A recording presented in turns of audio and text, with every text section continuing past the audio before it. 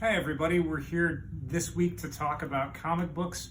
I'm Dal, that's Molly Jane. We're going to talk about some stuff this week that we think is maybe overlooked. Could be brand new series, could be specific issues that we think that people might want to take a second look at when they come into the shop later this week. Molly Jane's going to start us off. All right, my first one, a movie came out last year called Dune that I liked a lot. This is volume 2 of a graphic novel series that Abrams has been putting out. So this is what's going to be in the next Dune movie. So if you are curious to see what's going to be coming up in that, you don't want to have to read a bunch of words. This is the words and the pictures, and it's very beautifully illustrated by Raoul Allen. So there are still words in it? There are words, but also pictures. I'll do it anyway.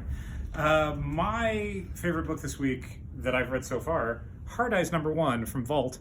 I thought this was fantastic. I was a big fan of Dennis Hopeless and Victor Ibanez, their book Jean Grey, years and years ago from Marvel. I thought it was a really underrated Marvel title.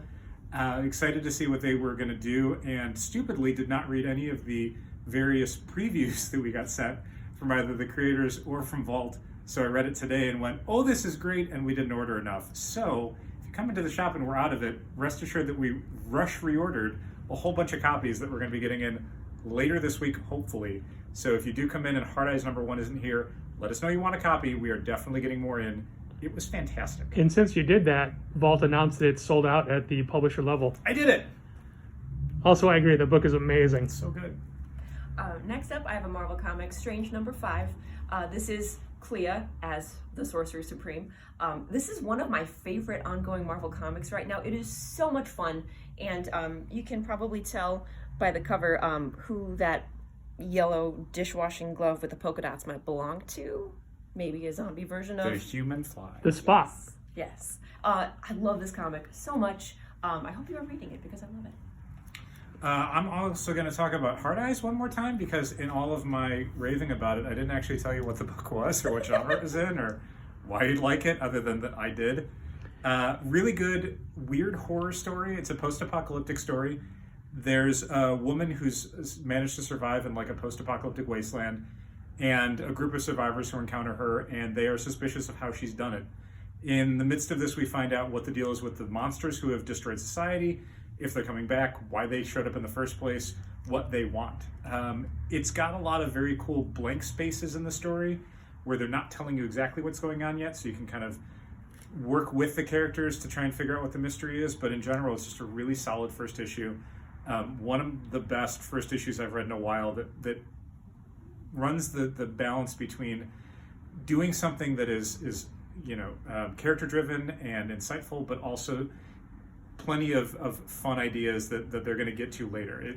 It's very hard to make that work in a story without giving you too little to really care about. I thought this really landed it.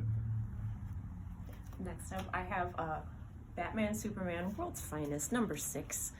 This is a bit of a standalone issue with fill-in art by Travis Moore and Tamara Bonvillain. It's really fun pin-up-y art from Travis Moore. And it's just a really fun Dick Grayson-centric story that's takes place in the past, not to give too much away, but I loved it. And you can just hop on there if you haven't been reading World's Finest at all. Cool. Speaking of Batman, One Bad Day, The Riddler, the first of a series of Killing Joke-esque one-shots from DC.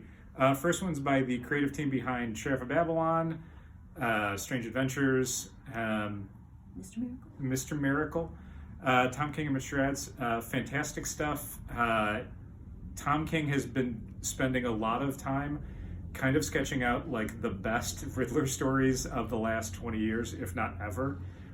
Clearly a villain that Tom King feels has a lot to offer the Batman mythos.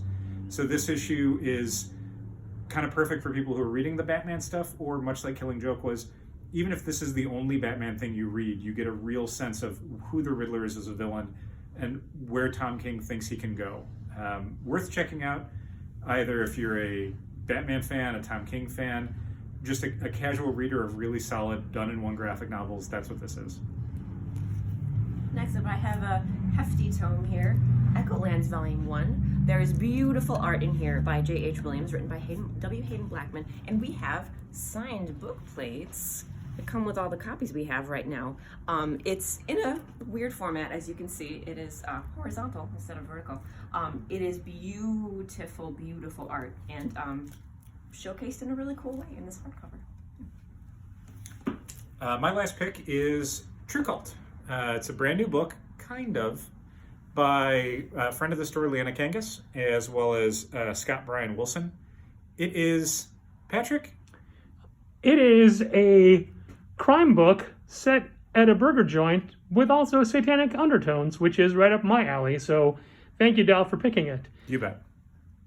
It is just, everything I just said is exactly what you need to know. There you go. My last pick is Avengers 1 million BC. If you've been reading Jason Aaron's Avengers run, this is necessary reading, I would say. It takes place in his during the time of his Avengers team way back in 1 million BC. So it's versions of the Avengers from all back then. Very, very heavily highlights the Phoenix and also the birth of Thor. So it's fun.